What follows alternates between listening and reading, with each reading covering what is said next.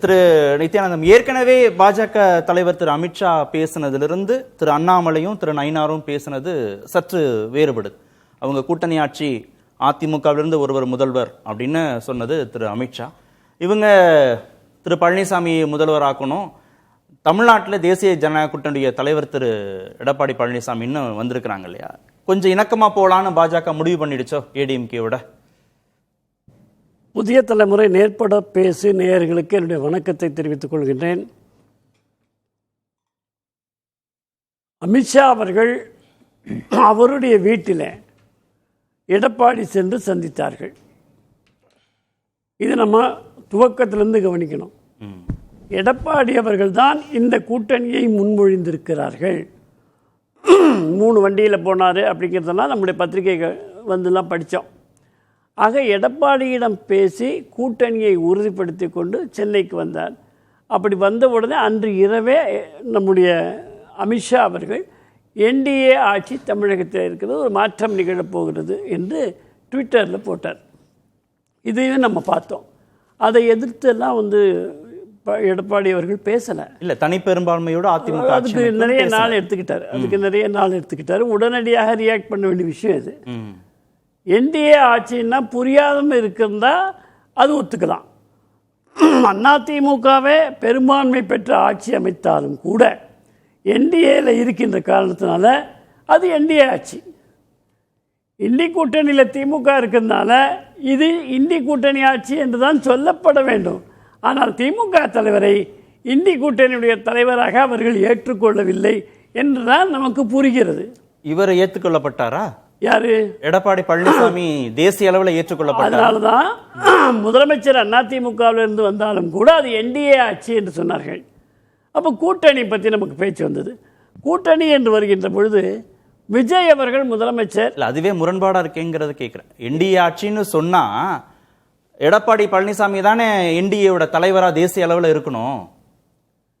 இல்லைங்க, மாநிலத்தில் என்டிஏ இல்லையா? மாநிலத்தில் என்டிஏ ஆட்சி தானுங்க. இப்போ இங்கே ஒன்றும் இல்லை, பாரதிய ஜனதா கட்சி ஆட்சிக்கு வருதுங்க. பாரதிய ஜனதா கட்சி ஆட்சின்னு சொல்லுவாங்க. தனிச்சு நின்று அவங்க தலைமையில கூட்டணி இருந்தா என்டிஏலாம் இல்லாமல் ஒரு கற்பனையில் வச்சுக்கோங்க, ஒரு தனி கட்சி, ஒரு காங்கிரஸ், பிஜேபி, கம்யூனிஸ்ட், இந்த மாதிரி கட்சிகள் இங்கே ஆட்சிக்கு வந்தால் அந்த கட்சியின் பேரால் இங்கே ஆட்சின்னு. ஆனால் அது அகில இந்திய கட்சி, டெல்லியில் தலைமை இருக்கும். அது மாதிரி என்டிஏனுடைய தலைவர் தமிழகத்திற்கு இபிஎஸ் எடப்பாடி அவர்கள். அப்போ அவர் முடிவு எடுக்கணும் அப்படின்னு சொல்கிற பொழுது தலைமையை கேட்காம அவர் முடிவு எடுக்க மாட்டார். இது வெளிப்புறத்தில் நாம் சொல்லுகின்ற பொழுது இது எடப்பாடி அவர்களுடைய முடிவு. ஏன்னா பெரிய கட்சி, அதிக எண்ணிக்கையில் வெற்றி பெற்றிருக்கிறார்கள் என்பதை நாம் எடுத்து சொல்வது ஜனநாயகத்தை காப்பாற்றி இருக்கிறோம் என்று உறுதிப்படுத்துவதற்காக எடப்பாடியின் வாயால் அவர் முதலமைச்சராக சொல்லப்படுவார், அறிவிக்கப்படுவார். அந்த கட்சியினுடைய உறுப்பினர்கள் அவரை தேர்ந்தெடுப்பார்கள். அப்போது என்டிஏல அமித்ஷா அவர்கள் கூட எடப்பாடி சொல்வதற்கு முன்பாகவே எடப்பாடி பழனிசாமி தான் முதலமைச்சர் என்று சொன்னால் இன்னும் மகிழ்ச்சியாக இவர்களும் ஏற்றுக்கொள்வார்கள். ஏனென்றால் அகில இந்தியாவே ஓப்பனாக நாம் பேசி தேர்ந்தெடுக்கிறதுக்கு முன்னாடி அவங்க சொல்லிட்டாங்க, அப்போ இவர் தான் முதலமைச்சர், நாம் எல்லாம் தேர்ந்தெடுக்கலாம் அப்படின்னு ஒரு எந்த குழப்பமும் இல்லாமல் தேர்ந்தெடுக்கிறதுக்கு வாய்ப்பு இருக்குது. அண்ணாமலையோட ஸ்டாண்டில் ஏதோ டிஃபரன்ஸ் இருக்குது. அவர் கொஞ்சம் இறங்கி வந்திருக்கார் விஜயை பார்த்து. அதெல்லாம் ஒன்றுமே கிடையாது.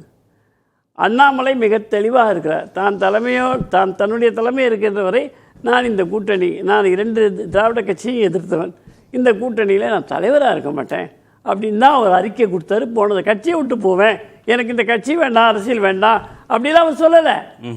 அண்ணாமலை மிக தெளிவாக தன்னுடைய தலைமையிலே திராவிட இயக்கங்களோடு கூட்டணி என்பது சரியானதாக இருக்காது, எனக்கு உடன்பாடு இல்லை என்று சொல்ல சொந்த கருத்து என்று கூட தமிழிசை சொன்னாங்க. பிறகு அகில இந்திய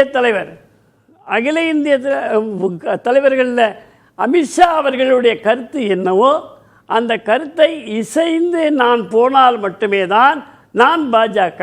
இல்லை, அவர் எங்கேயும் திரு அமித்ஷா இப்படி வெளிப்படையா திரு எடப்பாடி பழனிசாமி முதலமைச்சராக்குவது பாஜகவுடைய கடமைன்னு எங்கேயும் அவர் பேசலையே. இல்லை, அவர் இந்த முதல் சந்திப்பிலே சென்னையில் எடப்பாடி கூட்டணி தலைமை ஏற்பார், அவர் முதலமைச்சராக இருப்பார்னு பேசியிருக்காரு. நீங்கள் அதை எடுத்து பார்த்து போட்டு பாருங்க. முதலமைச்சர் ஆக்குவது பாஜகவுடைய கடமை அப்படின்னு திரு அண்ணாமலை பேசுற மாதிரி எங்க அவர் பேசியிருக்காரு? அந்த மாதிரி அவர் பேச மாட்டார். அதிமுகவிலிருந்து ஒருவர் முதலமைச்சர் ஆவார் தானே பேசியிருக்காரு. அவர் இப்படித்தான் பேசணும்னு நீங்க எதிர்பார்க்க கூடாது. அதிமுகவிலிருந்து ஒருவர் முதல்வர் ஆவார் தானே பேசியிருக்காரு. அது எடப்பாடி அல்லன்னு சொல்லியிருக்காரா திரு அமித்ஷா? இல்ல, எடப்பாடி அல்லன்னு எங்கேயாவது குறிப்பிட்டிருக்காரா? எடப்பாடியை தவிர்த்து வேற யாராவது முதலமைச்சர் ஆவார்கள் சொல்லியிருக்காரா? நேரடியா எடப்பாடி பழனிசாமின்னு சொல்றதுல என்ன வந்துருச்சு? இல்ல, டவுட் எனக்கு. அதிமுக ஒருவர் வருவார் என்று சொன்னால் இல்ல, ஒரே ஒரு டவுட் சார் எனக்கு உங்ககிட்ட தான். நாளைக்கு பீகார் எலெக்ஷன் நடக்குது, ஜேடியூட கூட்டணி வைக்கிறாருன்னா நிதிஷ் முதலமைச்சர் வேட்பாளர்னா சொல்ல மாட்டாரா? மோடி போய் பேச மாட்டாரா? இல்ல அமித்ஷா நிதிஷ் பேரை சொல்லி பேச மாட்டாங்களா? இதுக்கு முன்னாடி பேசியிருக்காங்க. இது சொல்லி பேசாம ஜேடியூல இருந்து ஒரு வருவார், கூட்டணி எல்லாம் முடிச்சதுக்கு அப்புறம் முடிவு செய்வோம்னு சொல்ல முடியுமா அங்க போய் பீகார்ல? அதே மாதிரி இங்க சொல்லுவீங்களா? இப்போ ஒரே ஒரு 10 செகண்ட் ஏக்நாத் ஷிண்டே உருவாக்கணும்னு பார்த்தாங்க, முடியல, வேற வழி இல்ல, எடப்பாடி பழனிசாமி சொல்லிட்டாங்க. இதுதான் உண்மை. இதுக்கு அண்ணாமலை தான் இந்த நம்பிக்கை தவறு பண்றீங்க. இன்னைக்கு அவங்களுக்கு தயவு செய்து தவறு பண்றீங்க. உங்க சுற்றுல உங்களோட சொந்த கருத்தெல்லாம் சொல்லுங்க. நீங்க பேசுங்க. ஏதேனும் உங்களுக்கு உடன்பாடு பேசுங்க, அவருடைய அனுமதியோடு ஒரு வரியில சொல்லுங்க. அதனால நம்ம மிக தெளிவாக புரிந்து கொள்ள வேண்டியது, அண்ணாமலை அவர்கள் கட்சியிலே தான் இருக்கிறார், பிஜேபியிலே தான் இருக்கிறார். பிஜேபி தலைவர்கள் சொல்வதை ஒரு தொண்டனாக நான் தொண்டு புரிவேன் என்று சொல்லுகிறார். அப்படி சொல்லுகின்ற பொழுது மேலிடத்தில் இவர் டெல்லியிலே அடிக்கடி சென்று வருவதனால, தொடர் இருப்பதனால எடப்பாடி அவர்கள் தான் தேர்ந்தெடுக்கப்படுவார் அதிமுகவில் என்ற செய்தி அங்கே சொல்லி இருப்பார்கள். அதை நீங்கள் சொல்லுங்கள் என்று அவர்கள் அனுமதித்திருப்பார்கள். நன்றாக நினைவிற்கு. ஒரு 3-4 வாரங்களுக்கு முன்பாக நம்ம இதே தலைப்பை நம்ம பேசும்போது வேறு கோணத்தில் அணுகும்போது நீங்க சொன்னீங்க, இதுல ஏதாவது சந்தேகம் இருந்தா திரு எடப்பாடி பழனிசாமி பேச வேண்டிய இடம் திரு அமித்ஷா தான். ஆமா, நினைவு இருக்கா உங்களுக்கு? நினைவு இருக்கு. நீங்க சொன்னது நினைவு.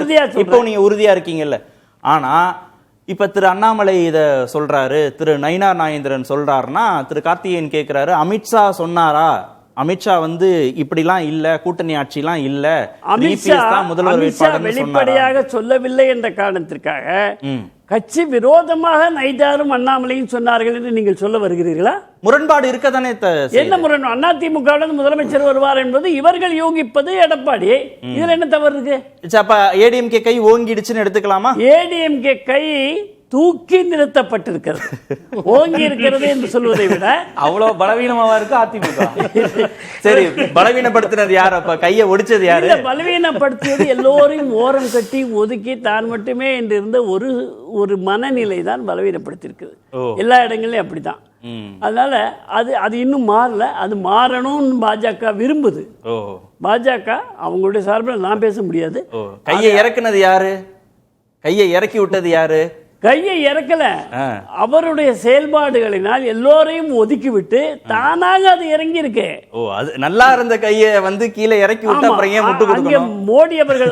மோடி அவர்கள் இருக்கைக்கு பக்கத்திலே அமர்ந்து கொண்டு என்டிஏ கூட்டணியில பேச்சுவார்த்தை நடத்தினார்கள். வந்த உடனேயே எங்களுக்குள் உறவு முறிந்தது, இனிய வாழ்நாளிலே கிடையாது என்று அறிக்கை விட்டார்கள். ஏன்? எதனால? இப்போ உங்களுக்கு தெரியுது. நம்ம சொல்லும் போது புரியல, இப்போ தெரியுதா? இப்போ தன்னை முதலமைச்சராக அறிவிக்க வேண்டும் என்று அவர் கோரினார். இது பாராளுமன்ற தேர்தல், சட்டமன்ற தேர்தலில் அதை பார்த்து கொள்ளலாம் என்று மோடி அவர்கள் சொன்னார்கள் என்று நான் பலமுறை விவாதத்தில் சொல்லியிருக்கிறேன். அப்போ அந்த காரணத்துக்காக தான் அவர் விலகினார். இப்போ அந்த காரணம் நீங்க தான் அப்படின்னு சொல்லும் போது ஆத்மார்த்தமாக தன்னுடைய வேலையை தொடங்கி இருக்கிறார். பாஜக முதலமைச்சர் அப்ப இருந்து இப்ப வரைக்கும் எடப்பாடியை ஒத்துக்கிறதுக்கு தயாரா இல்ல பாஜக. இல்லைங்க, எடப்பாடி சேருவதற்கு யாரோடும் தயாரா இல்ல. லீலா பேலஸ் பத்தி சொல்லிடுறேன். லீலா பேலஸ் பத்தி சொன்னாங்க. அன்றைக்கு அதிகாரத்தில் இருந்த எடப்பாடி அமித்ஷாவிடம் இவ்வளவுதான் சொன்னார். இன்றைக்கு அதிகாரத்தில் எடப்பாடி இல்ல. அதையும் கொஞ்சம் நினைவுல வச்சு பேசும்.